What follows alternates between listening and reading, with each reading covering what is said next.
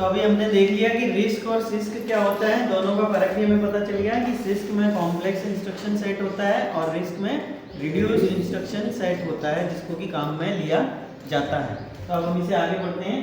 Among the characteristics attributed to RISC is its ability to use an efficient instruction pipeline. अब क्या होगा, risk और six हमने देखा। सिस्क में क्या है, कॉम्प्लेक्स इंस्ट्रक्शंस हैं और उसमें रिड्यूस्ड हैं, और ये भी चीज़ हमने पढ़ी कि उसमें क्या किया गया है कि इंस्ट्रक्शन का फॉर्मेट इस तरह से बनाया गया है कि हर एक इंस्ट्रक्शन एक साइकिल में कंप्लीट हो जाए। तो पाइपलाइनिंग के लिए यही सूटेबल है। क्यों? क्योंकि हमने देखा था पाइपलाइनिंग हम वहीं लगा सकते हैं जहाँ पर कॉम्प्लेक्सिटी क्या हो, सेगमेंट्स की बराबर होनी चाहिए, लगभग बराबर या बराबर होनी चाहिए। तो सभी इंस्ट्रक्शन का एक एक साइकिल में कंप्लीट हो जा रही है तो कॉम्प्लेक्सिटी बराबर आएगी यहाँ पर जो भी सेगमेंट हम बनाएंगे।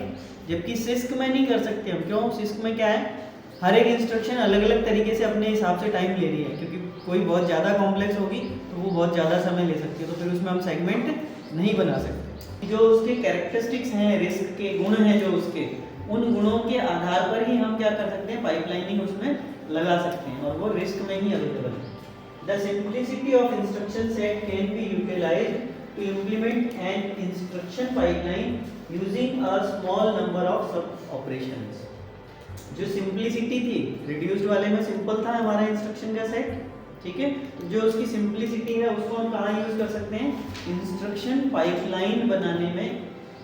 जो सब ऑपरेशन हम बनाएंगे, कैटेगरी हम बनाएंगे कि इस ऑपरेशन को इन सब ऑपरेशंस में हम डिवाइड कर रहे हैं, उसको इंस्ट्रक्शन पाइपलाइन जब हम बनाएंगे तो वो रिस्क में आप आसानी से इंप्लीमेंट की जा सकती है। Implement an instruction pipeline using a small number of sub operations with each being executed in one clock cycle. ये सबसे इंपॉर्टेंट है जो हमारे लिए पाइपलाइनिंग में है कि हर एक क्या हो रही है, एक ही क्लॉक साइकिल में कंप्लीट हो जा रही है, तो उसको हम आसानी से इंप्लीमेंट कर सकते हैं, सेगमेंट बना सकते हैं। Because of the fixed length instruction format, instruction format की फिक्स्ड लेंथ है, ये भी हमने देखा था कि रिस्क में यही होता है, फिक्स्ड लेंथ होती है। The decoding of the operation can occur at the same time as the register selection. Decoding भी आसान है, वहां पढ़ा था ना हमने, fixed length and easy to decode. तो डिकोड करना आसान है इंस्ट्रक्शन को, तो लगभग हर एक इंस्ट्रक्शन को एक ही साइकिल में डिकोड भी किया जा सकता है, ठीक है। तो वही आ रही है बात घूम फिर के कि हमारे सेगमेंट बनाना यहाँ पर इजी है, हम आराम से सेगमेंट्स को बना सकते हैं, ठीक है। फिर है all data manipulation instructions have register to register operations.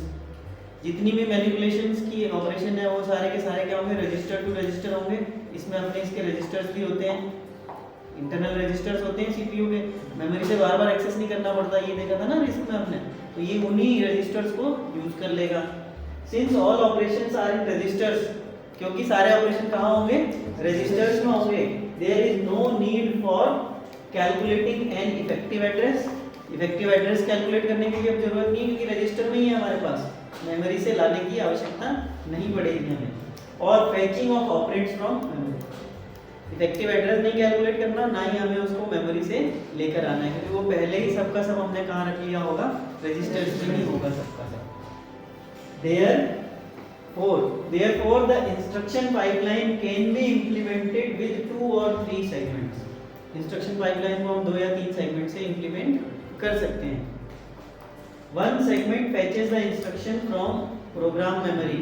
एक सेगमेंट तो क्या करेगा, उसमें से फैच करेगा इंस्ट्रक्शन को फ्रॉम प्रोग्राम मेमोरी। जो भी प्रोग्राम की मेमोरी है, ध्यान है, जो मेमोरी होती है वो हम अलग अलग रखते हैं, प्रोग्राम अलग जगह पर रखा जाता है, डेटा अलग जगह पर रखा जाता है, ये तो ध्यान है सभी को, है ना। मेमोरी अलग अलग होती है, प्रोग्राम अलग जगह स्टोर है, उसका जो डेटा है वो अलग जगह पर स्टोर है, और हो सकता है जो एग्जीक्यूटेबल कोड है वो और अलग जगह पर स्टोर किया हुआ। तो सबसे पहले क्या कह रहा है ये, एक सेगमेंट क्या फैच करेगा, इंस्ट्रक्शन को फैच करेगा प्रोग्राम मेमोरी में से। दूसरा सेगमेंट करेगा and the other segment execute instruction in the ALU। एक तो सेगमेंट हमने बना दिया जो इंस्ट्रक्शन को फैच करके ला रहा है मेमोरी से, और दूसरा सेगमेंट हमने बना दिया जो कि क्या कर रहा है, एग्जीक्यूट कर रहा है, ठीक है। थर्ड सेगमेंट में be used to store the result of the ALU operation in the destination register. तीसरे को किस में यूज कर सकते हैं कि जो हमारा रिजल्ट है उसको डिजायर्ड जो भी रजिस्टर है उसके अंदर उसको स्टोर कर दिया जाए। तो 3 सेगमेंट में हम काम ले सकते हैं। The data transfer instruction in RISC are limited to load and store instructions. Data transfer के लिए रिस्क में क्या होता है, 2 ही इंस्ट्रक्शन काम में ली जाती है, लोड या स्टोर। लोड मतलब लेके आना, मेमोरी से लेकर आना, और स्टोर मतलब उसको वापस स्टोर करना। तो ये 2 इंस्ट्रक्शन काम में ली जाती है। These instructions use register indirect addressing. Register indirect addressing use करते हैं, जो मैंने बताई थी कि हमें मेन एड्रेस कहाँ पर, डेटा कहाँ से मिल रहा है। पहले भी बताया था a इक्वल टू आर लिखा हुआ है और r के अंदर वैल्यू है 100। तो क्या हुआ, हमें इसकी वैल्यू के लिए पहले यहाँ जाना है फिर यहाँ जाना है। ये कौन सी एड्रेसिंग हो गई, इनडायरेक्ट हो गई।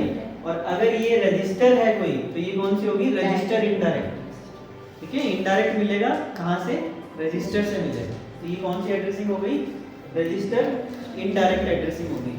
तो ये कह रहा है दीज इंस्ट्रक्शंस यूज, ये इंस्ट्रक्शंस कौन सी एड्रेसिंग यूज करती हैं, register indirect addressing. They usually need 3 और 4 stages in the pipeline.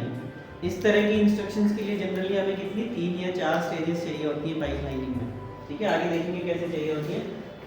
To prevent conflicts between memory access to fetch an instruction and to load और स्टोर एन ऑपरेंड। कॉन्फ्लिक्ट्स पढ़े थे हमने, memory से read या right करने के कॉन्फ्लिक्ट पढ़े थे कि एक साथ एक से ज़्यादा रीड या राइट का ऑपरेशन परफॉर्म करने की कोशिश करेगा तो उनमें आपस में कॉन्फ्लिक्ट हो जाएगा। ठीक है, 3 तरह के कॉन्फ्लिक्ट्स पढ़े थे हमने।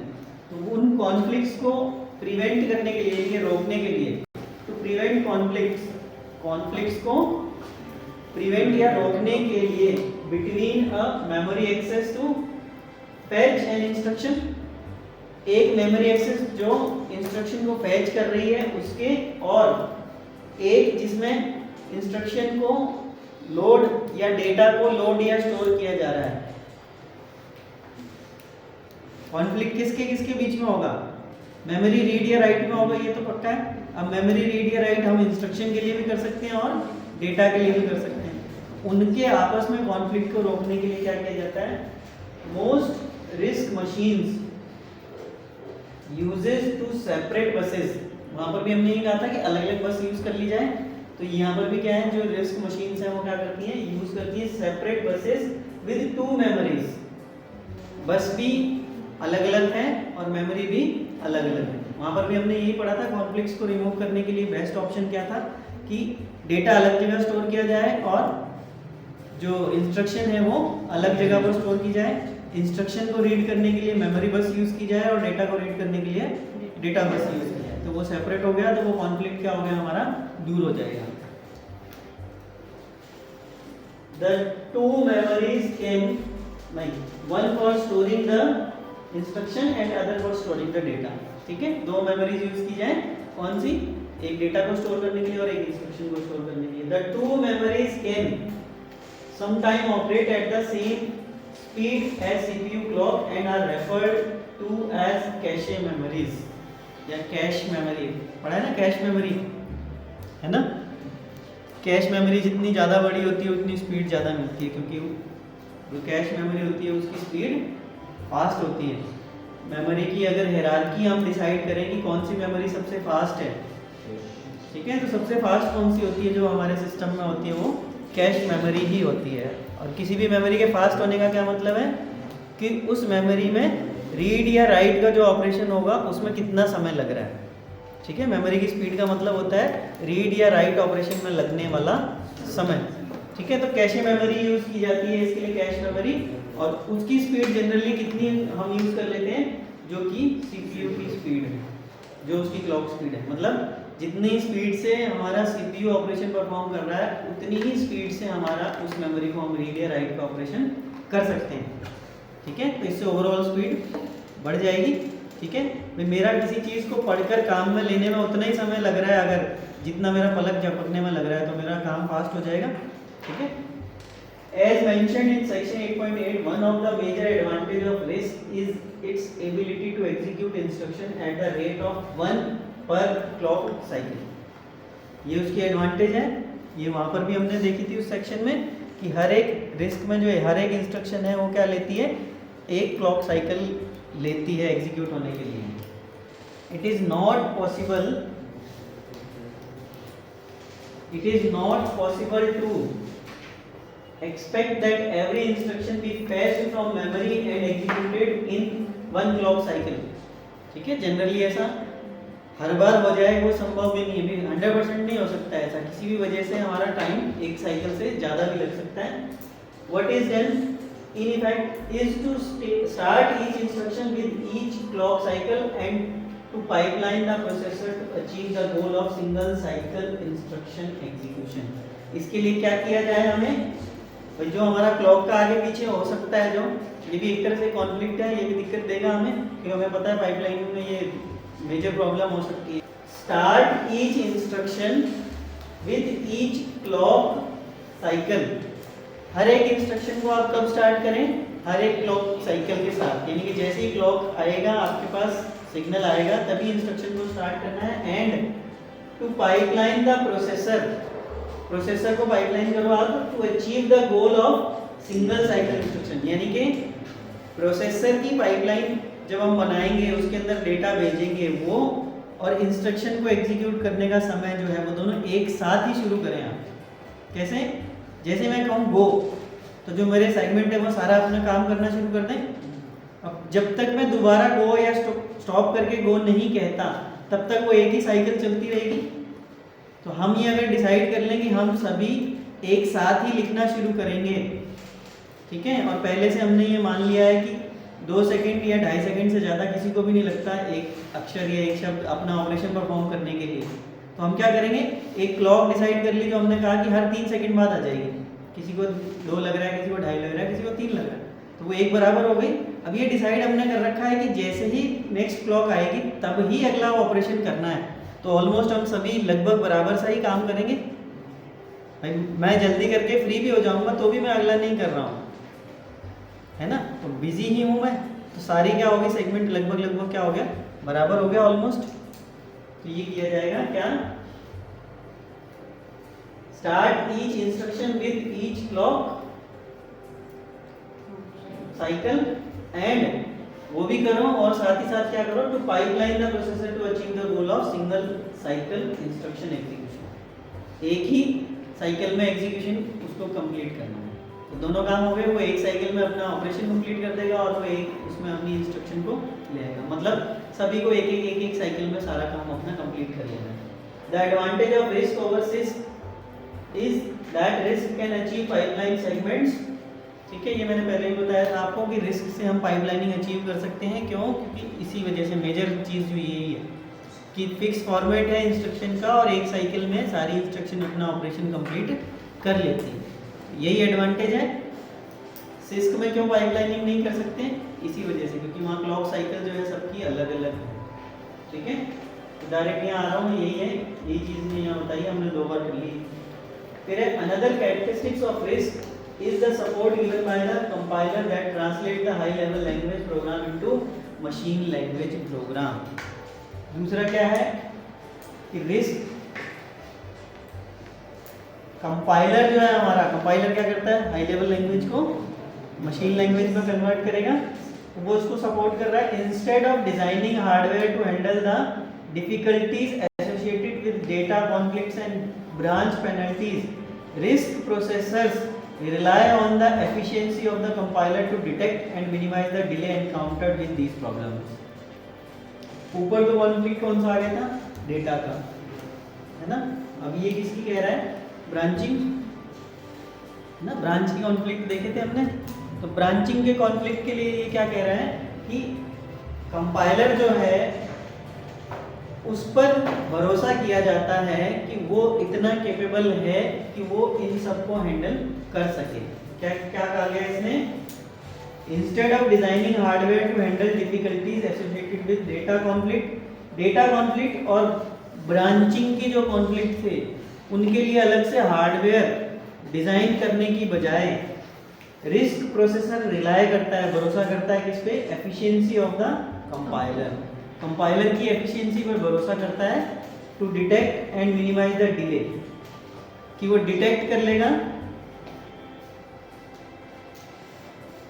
कि वो डिटेक्ट कर लेगा। क्या कह रहा है, तो ऊपर करने के लिए कह रहा था कि ऊपर से समझाने के लिए कह रहा था। तो मिनिमाइज द डिले, कि वो डिलेज जितने भी हैं उनको मिनिमाइज कर देगा। कौन से डिले, डेटा डिपेंडेंसी के या ब्रांचिंग से रिलेटेड जो कॉन्फ्लिक्ट्स हैं उनके लिए।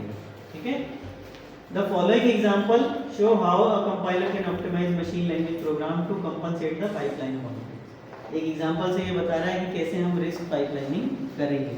ठीक है, तो एग्जाम में आता है, तो जो ये इतनी देर से हम थ्योरी पढ़ रहे थे, ये थ्योरी लिखनी है आपको। 6 नंबर का आता है, तो 6 नंबर में ये थ्योरी लिख के ये एग्जांपल जो हम अभी पढ़ने वाले हैं, ये एग्जांपल भी आपको लिखना है।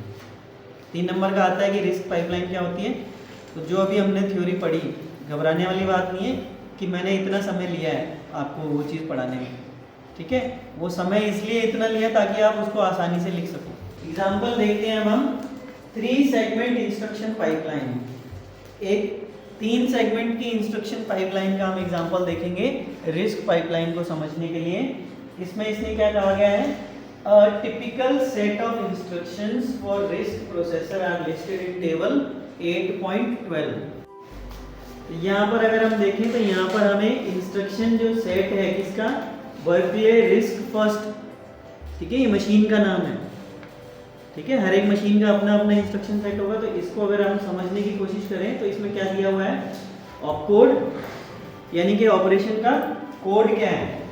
ऑपकोड मतलब ऑपरेशन का कोड, ऑपरेंड मतलब डेटा वैल्यू जिस पर ऑपरेशन परफॉर्म करना है, रजिस्टर ट्रांसफर यानी कि इस इंस्ट्रक्शन में क्या क्या रजिस्टर ट्रांसफर ऑपरेशन परफॉर्म होंगे, और डिस्क्रिप्शन मतलब ये डिटेल बताया हुआ है कि ये क्या कर रहा है।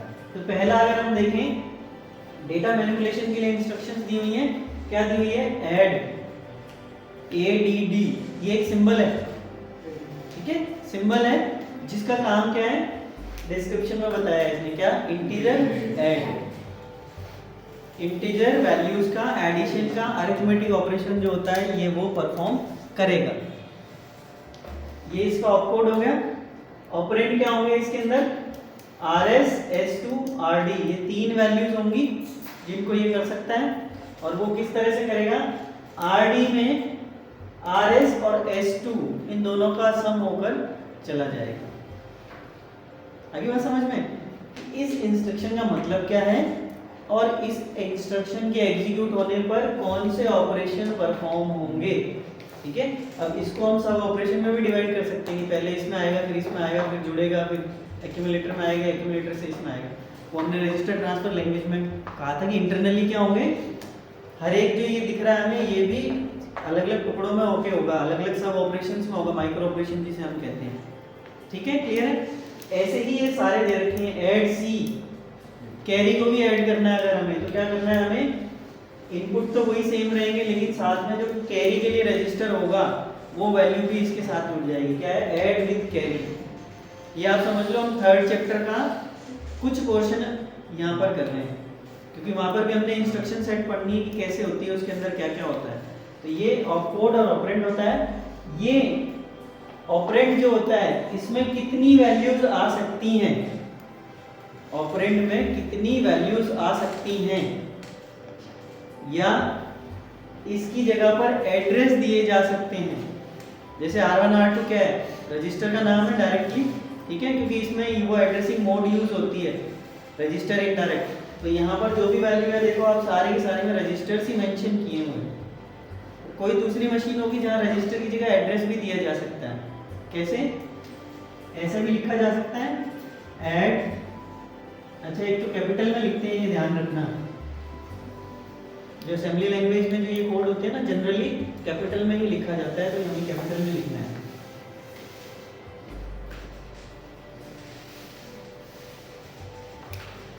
अभी इस इंस्ट्रक्शन का क्या मतलब है, 2500 और R1 क्या है हमारा, रजिस्टर, इन दोनों को ऐड करना है।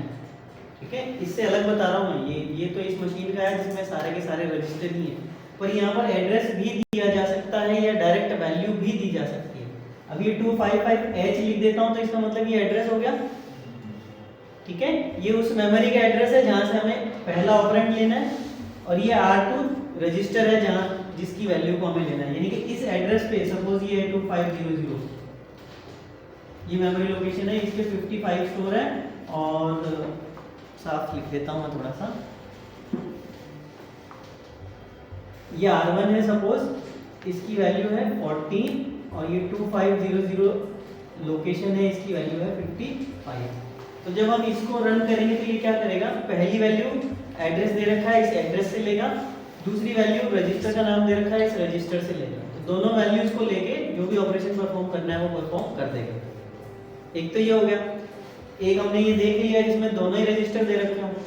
एक हो सकता है दोनों ही एड्रेस दे रखे हों, कॉमा 2505H, दोनों ही ऑपरेंड का एड्रेस दिया हुआ हो। ठीक है। तीसरा वेरिएशन क्या हो सकता है, ऐड 25, 32, डायरेक्ट वैल्यू दे रखी हो कि 25 और 32 को ऐड करना है। ठीक है। आप सी के उससे कंपेयर करना चाहो तो सी के इससे कंपेयर कर सकते हो स्टेटमेंट से। कैसे, a = b + c दिया हुआ है। ठीक है। या a = यहाँ पर एड्रेस, जनरली हम करते नहीं है पर यहाँ एड्रेस दे सकते हैं, एड्रेस ऑफ b + c, या डायरेक्ट b और c की वैल्यू दे सकते हैं हम 3 + 5। तो अलग अलग कॉम्बिनेशन हो सकते हैं डेटा को देने का। इसके आधार पर इसकी क्या होते हैं, साइज होता है, जो इस इंस्ट्रक्शन की लेंथ बनेगी। ठीक है। इंस्ट्रक्शन की लेंथ बनेगी, वो लेंथ इस आधार पर डिसाइड होगी कि ऑपरेंड का साइज कितना है। अगर मान लीजिए मैं लिखता हूं लोड R1, इसमें कितने एड्रेस काम में लिए जा रहे हैं, या ऑपरेंड काम में लिए जा रहे हैं, एक ही काम में लिया जा रहा है। ठीक है। ये इसका कितना लेंथ मान लेते हैं हम 1। अगर 2 हो जाता है तो 2, और आगे चलता जाता है तो 3, 4, 5, साइज वेरी करेगा। ठीक है। तो अलग अलग इंस्ट्रक्शंस का अलग अलग होता है। जब इंस्ट्रक्शन सेट आर्किटेक्चर पढ़ेंगे तो उसमें यही पढ़ेंगे हम। ठीक है। 3 एड्रेस फॉर्मेट, 3 एड्रेस इंस्ट्रक्शन, जितने एड्रेस हम दे सकते हैं उतना उसको हम क्या कहते हैं, उतनी एड्रेस की इंस्ट्रक्शन है। सिंगल एड्रेस या 1 एड्रेस इंस्ट्रक्शन जिसमें एक ही दे पाएंगे हम। 2 एड्रेस इंस्ट्रक्शन होगी जिसमें हम 2 एड्रेस या 2 वैल्यूज दे सकते होंगे। 3 एड्रेस मतलब 3 दे सकते होंगे, 4 मतलब 4 दे सकते होंगे। जैसे जैसे उसकी लेंथ बढ़ती जाएगी वैसे वैसे ओवरऑल लेंथ भी बढ़ जाएगी उसकी इंस्ट्रक्शन की, उसकी कॉम्प्लेक्सिटी बढ़ेगी, उसको रन करने का वो सारी चीज़ें उसमें आ जाएंगी। ठीक है। तो ये तीसरे चैप्टर का है इंस्ट्रक्शन सेट आर्किटेक्चर, उसका एक ब्रीफ आइडिया हमने ले लिया।